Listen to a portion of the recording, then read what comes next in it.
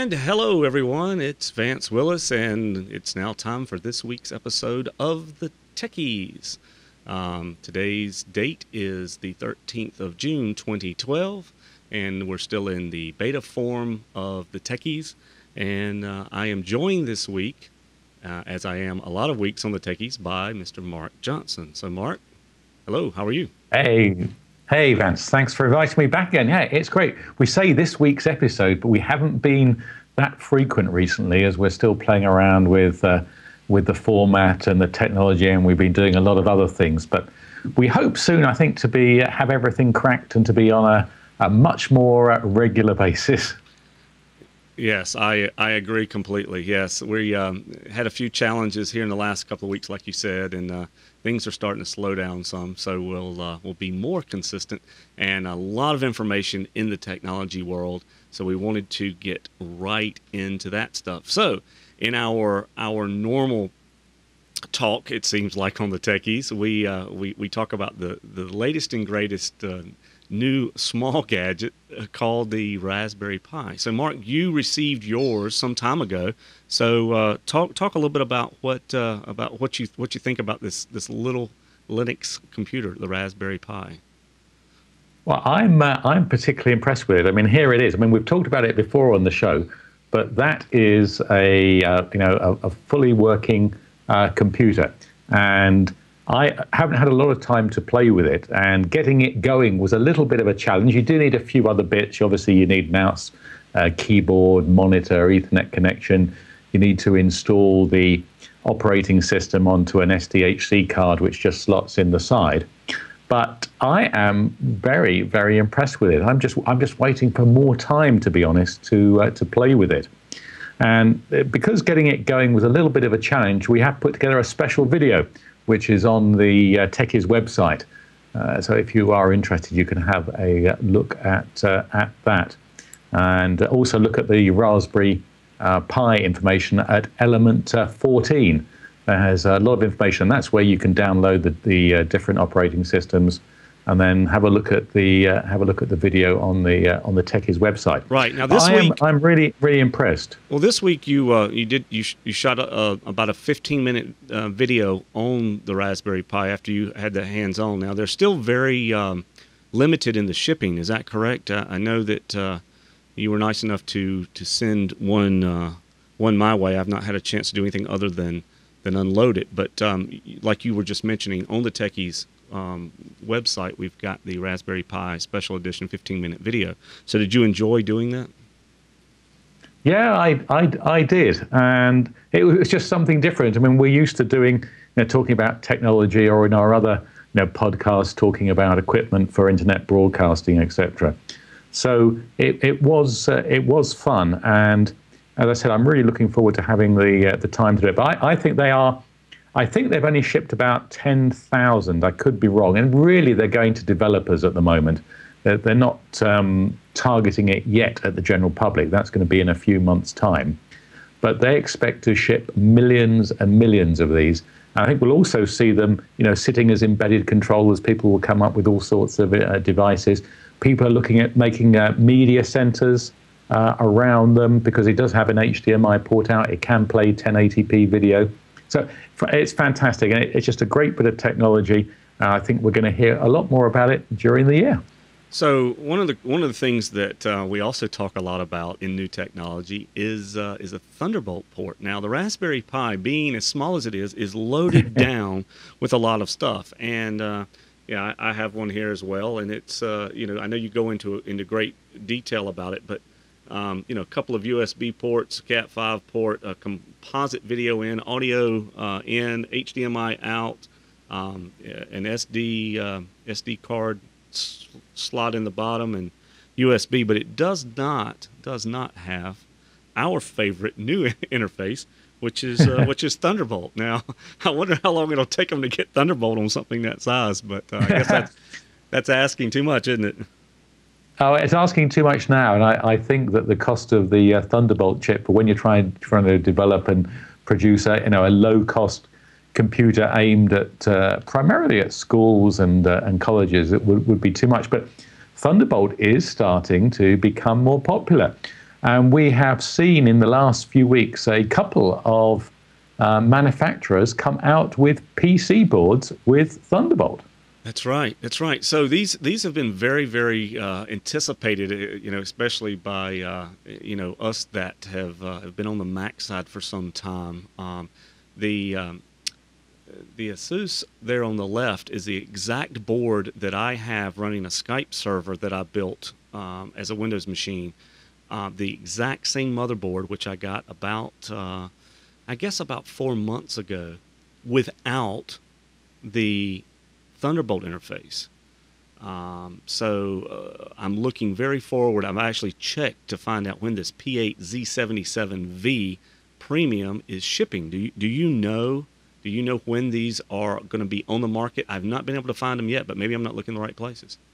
They are shipping now. They are certainly in the UK. Great. I think it was 8th of June that I saw that they were shipping. So it's a premium in the name of the motherboard, and it's a premium in the price. Well, so I think it's around £300 here, about $450 probably. Yeah, $390 I think is what they estimated the street price on that computer and I mean on that motherboard. And yeah, it is a premium motherboard. I love the one I have in the server box that I built, but I'm going to swap it out because a lot of, I guess, chipset and a lot of the drivers and even this breakout device for USB 3 is the same. So MSI at the exact same time released their version, which is an update as well of one of their boards. And I haven't seen a whole lot of reviews. I know PC Per did some stuff on these guys and got some preliminary releases of them. But so what do you think? You gonna pick one of these up to build a supercomputer, or you gonna wait a while? Or what do you think? I'm going to wait a while. I mean, most of the machines here in the studio have got Thunderbolt anyway because they're Apple products, and we're getting more and more of the peripherals now, and that's what really needs to happen to make it more popular. But Lenovo are meant to be announcing a Thunderbolt-equipped laptop shortly, along with Asus and Sony. So I think by year end, I think it's going to be a pretty common interface, at least on the the middle to higher end. And it's very exciting. I mean, there've also been a couple of announcements recently of a Thunderbolt docking stations. So that will allow you just bring your laptop in, just plug in one cable, and you're going to have Ethernet and video and USB 3, etc., etc. So I think Matrox announced one, and another company updated theirs, I've forgotten who it was, slipped the ship date and added $100 to the price. That's right. That's exactly right. And it is a little frustrating that it's taking a while for these to get to market. We've mentioned a couple of times that at NAB we saw racks and racks and displays of Thunderbolt devices, and I think with Intel support and it now being on the PC side and it becoming a mainstream in and out port. It's not just. I don't want to say Thunderbolt never caught. I'm sorry, that FireWire never caught on, but FireWire always seemed to be somewhat proprietary to me. I don't know if that's just my mentality. I know a lot of people used it, but I think that Thunderbolt is going to be as mainstream as USB 2, USB 3. I may be wrong about that, but I think it all hinges exactly on what you said about the peripherals, about can these docking stations get to market in time? USB 3 obviously has been in the market for a while, and getting some support from manufacturers. But I'm looking really forward to seeing these add-on devices and what you can do to daisy chain things together.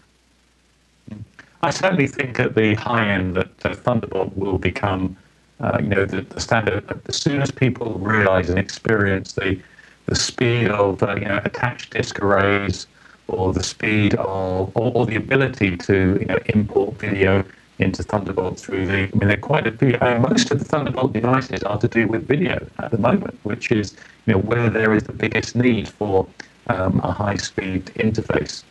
So I am confident. I know that some people say it'll never catch up. I think it'll be more popular than FireWire, probably not as popular as USB, but only because I think there's a little bit of a cost still associated with it. There's a cost in the cost of the chips for the motherboard or the computer makers. You do have to have the so-called intelligent cable that is relatively expensive, and then the peripheral devices are still relatively expensive. So, but it'll be pretty common, I think, by the end of this year. Yeah, I agree completely. I agree completely. Skype was acting up just a little bit on us, and so anyway, hopefully that'll clear itself back up. But so in line of the Thunderbolt update, both on PC and on Apple, you had something very interesting happen yesterday on one of your Apple machines. So tell us about that. Yeah. Not everything to do with Thunderbolt at the moment is good news. And so Apple this week, after announcements, which we're going to talk about in a couple of minutes, decided that or released a whole load of updates. And I have probably downloaded across the 4 or 5 machines that we have here, 15, 20 gigabytes of updates. So some of them are quite sizable. And one of the updates they had was a Thunderbolt firmware update, and I installed all the other updates. But on on the iMac here that has Thunderbolt, I went to install that update, and afterwards it got what in Apple terms is known as a kernel panic attack. I guess the nearest thing in Windows is the blue screen of death. So the Apple version, of course, is nice and grey, which you can see in that picture in this blog post. And effectively, it loaded a new device driver for the Thunderbolt to support a new cable that Apple announced, which is a Thunderbolt to Ethernet cable, which is pretty useful. And on a lot of products on iMacs and MacBooks, basically it trashed the system. And so I phoned up Apple Care and Apple support. I'm actually out on the machine I phoned up about. I'm actually out of the 90 days of free Apple Care telephone support. But they said, as it seemed to have happened as an update, they would make an exception, and they talked me through it. And I said, this is being caused by your new update. The first line of the panic actually says it can't find either can't find the file or can't find the device associated with the file, and then it crashes.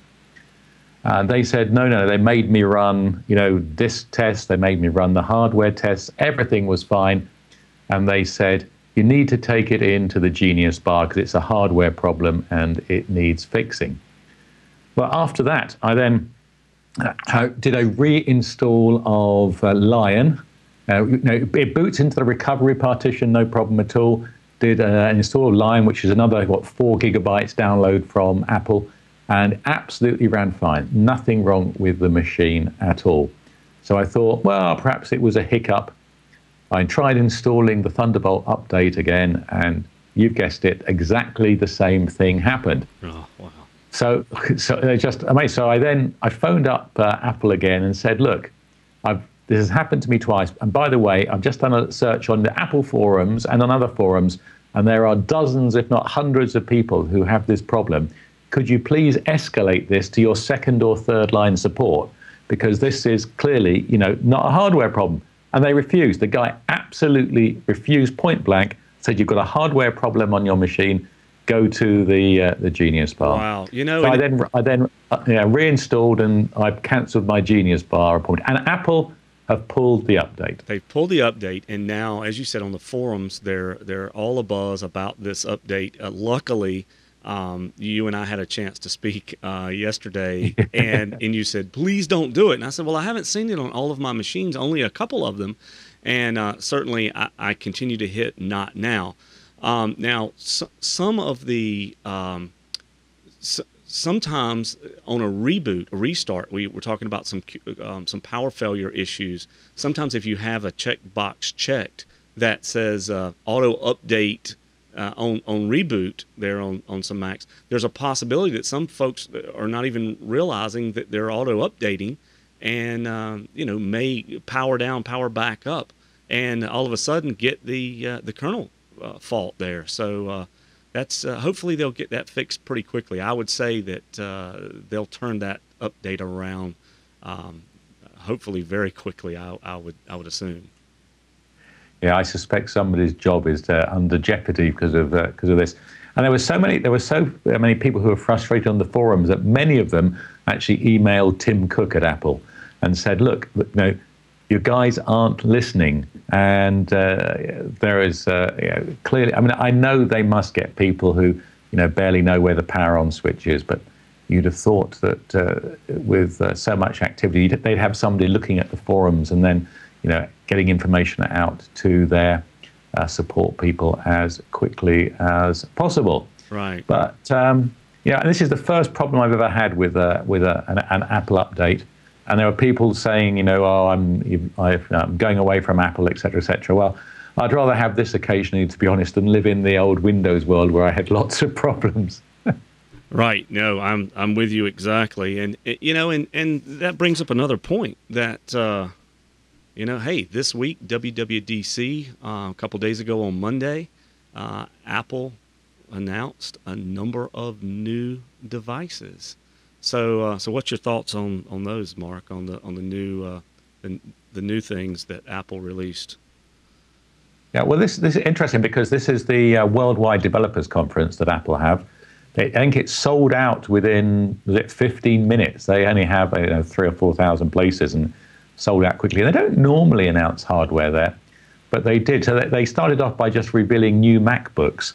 But then the sort of the thing under the black shroud, the extra thing they announced was this new MacBook Pro with Retina display. Now, I haven't been that impressed with the iPad with the Retina display, to be honest. Yes, it is better, but it doesn't do a lot for me. But I'm looking forward to seeing it on the bigger screen. But the thing that I did like is the 2 Thunderbolt ports on that product. So it's got 2 Thunderbolt ports, and they've introduced USB 3. And I have to say, Vance, you called that one.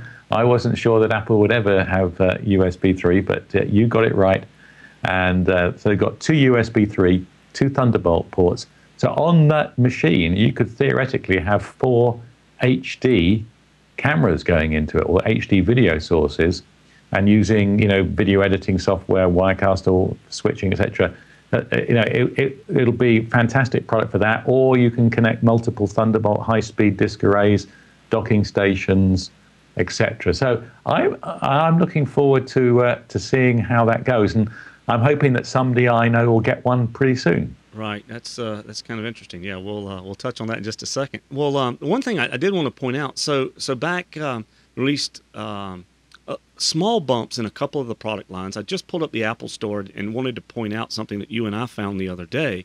These little new, the little new tags that you see here above the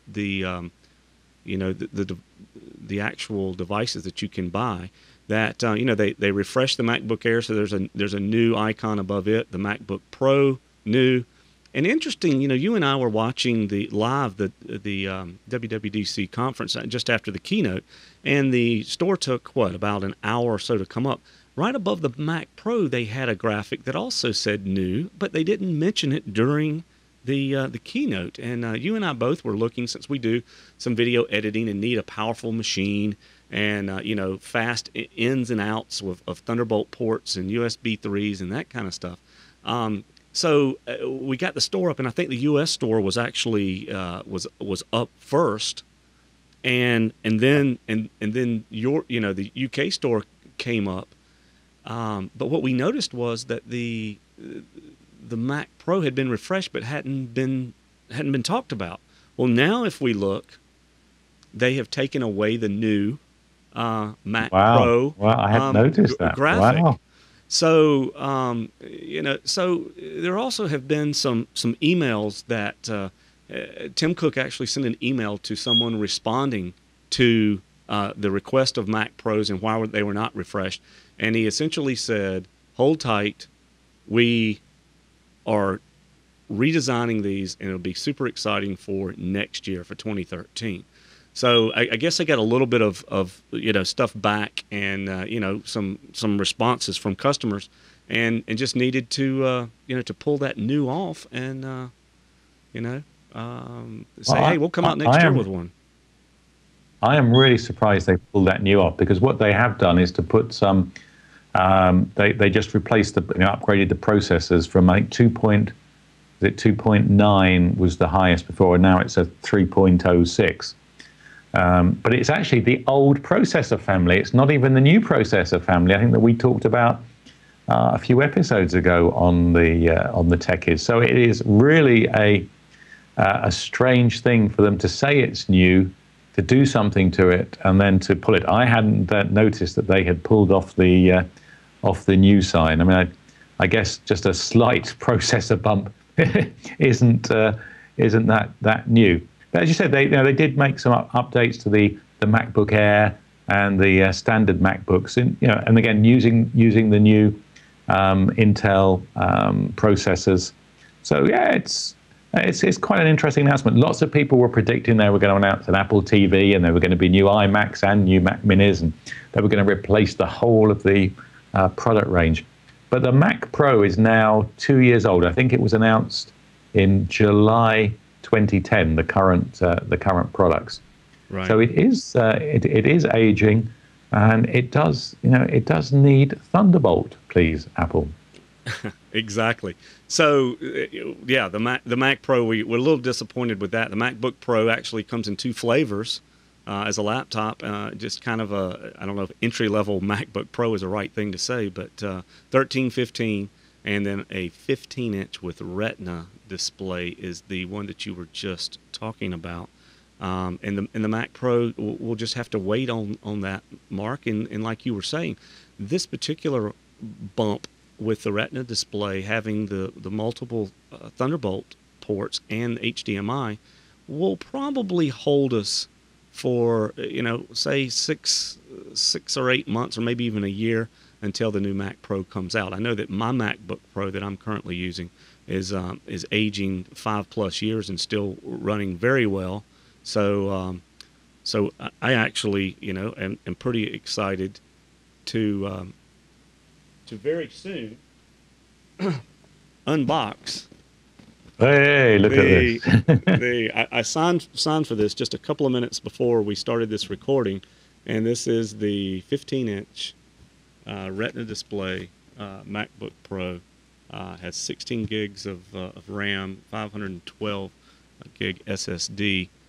Like I said, with the Retina display, the two Thunderbolts, and may just start one of the cameras up and do an unboxing. I'm not a real unboxing fan, but I saw a tweet early this morning that said, hey, why haven't there been any videos of unboxing or any videos of people actually getting them in their hands? I know we saw some other tech folks order some live right after the keynote.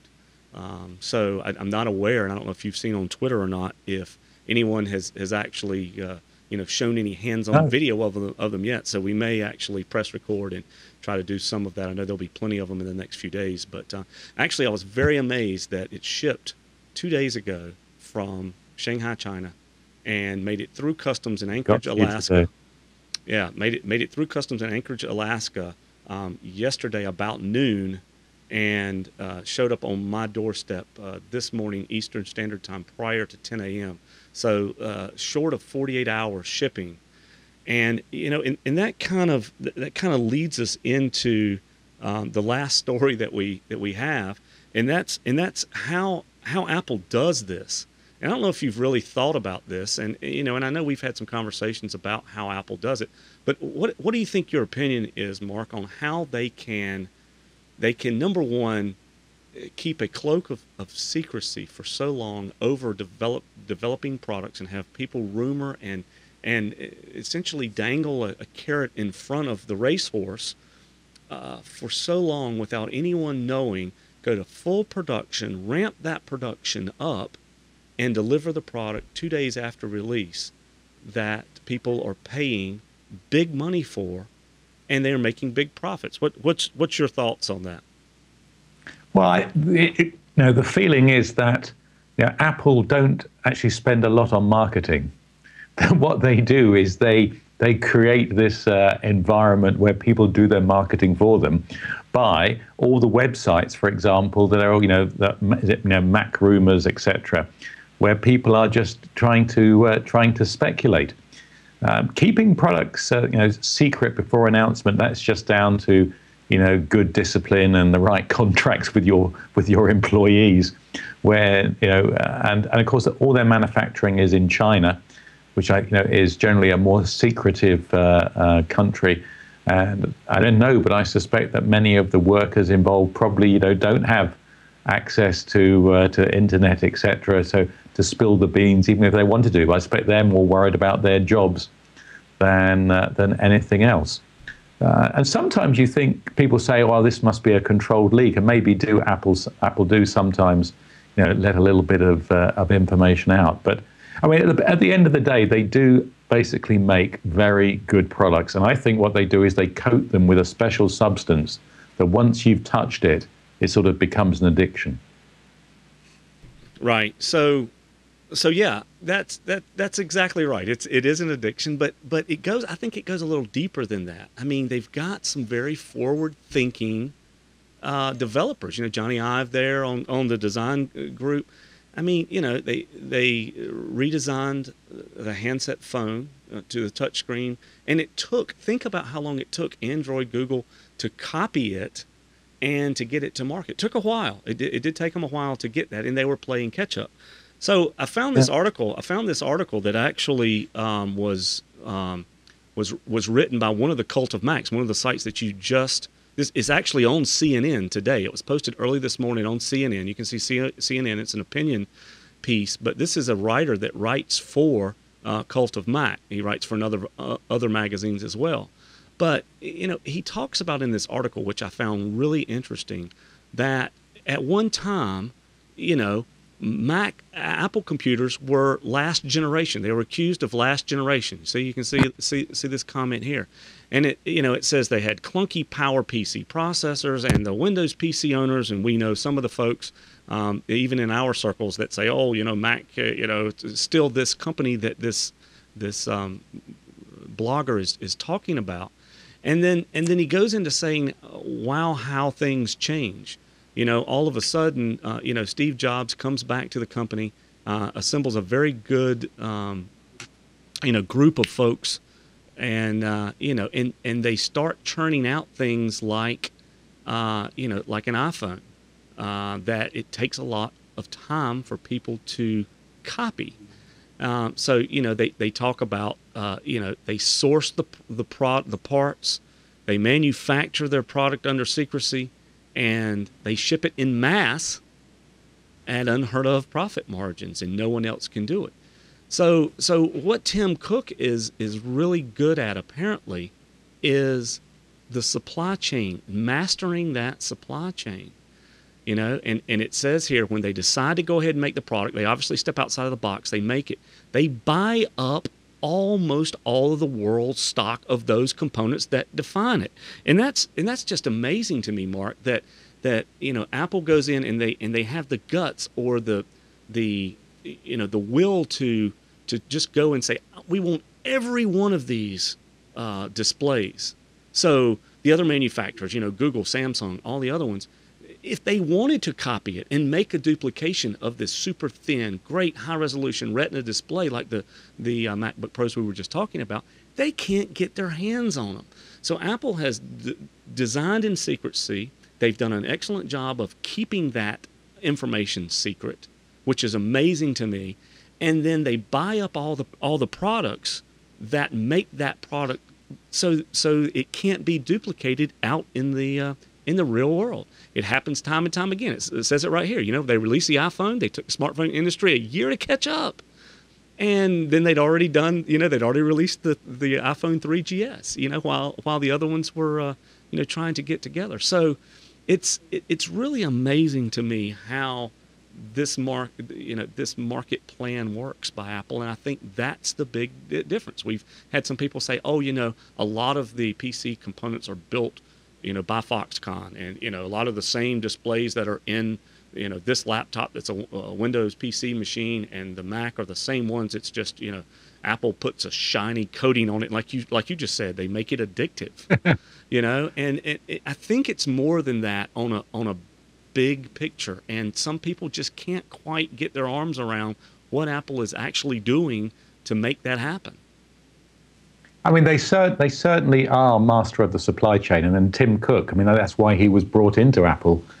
Was to fix their supply chain. I think their stock turn is now down at 5 days. I mean, it's just incredible how frequently they turn their inventory, and their attention to detail, and because they use non-standard parts, Right. it is a and they design them themselves. They can do things that others don't do. Now, in this announcement this week, they took, Sir Jonathan Ive was talking about the new fan that they have got in this new MacBook with Retina display. And he was saying, oh, yes, and we've redesigned it, and the airflow is fantastic, and it's an asymmetric fan. And you and I said, well, what do they mean by asymmetric fan? Because normally if something is asymmetric, one side is heavier than the other. And I was thinking about this fan that would be wobbling up and down or Right. what have you. Right. But what he was talking about was the fact that they had, rather than having all the blades of the fan at a set angle, they have changed them going around the fan. So what happens is that the noise that is created by each blade is at a different frequency, Right. and therefore you get a wider frequency range but a lower overall noise. Because if they all created at the same frequency, you get a spike because they all add up. And how clever is that? So the fact that every other manufacturer just buys a set fan to put on, to do their cooling, whereas they even think about the fan design. Very impressive. I agree completely, and that's what sets them apart from other manufacturers. They're doing very long battery life in the iPads. The iPhones not so much, but the iPads can go for almost days without recharging. The MacBook Airs with their new battery, it lasts a long time. I'm looking really forward to trying the Retina display, because we know that with the i7 processor, with the dual Thunderbolt ports, and with the demands that this whole entire computer, including these asymmetric fan blades, but you're right, the resonance is just, it's a brilliant idea that they came up with. I'm looking forward to seeing how the battery drain on the new one is going to hold up. So that you're exactly right about that, Mark. So I agree. I think it's an amazing company, the way they do things. I mean, they have great products, but they do charge a premium price. But if you buy a premium car brand, you're paying a lot more than other brands. So anyway, an exciting week, and I think I'm going to let you go and unbox that new MacBook, because I'm looking forward to seeing it. Actually, that's exactly what I think I'm going to do here this afternoon is to unbox that and play around a little bit with it. I'll have to charge up the battery and see how things are. So I will certainly be in touch, and I do appreciate, as always, you joining the Techies, and we will try to keep things rolling on a more consistent basis here for the website and for our viewers. But it's been a busy week, a good week, and we look forward to bringing some more really cool gadgets to everyone. So, Mark, thanks so much for joining, and we'll be on this Friday on our Studio Tech Live show. We'll have some really interesting stuff going on there. Next week we'll have some guests in the studio, so let's tune into that. Follow me at Vance Willis. Follow Mark Johnson at TTFN TV. And until next week, you guys have a good one.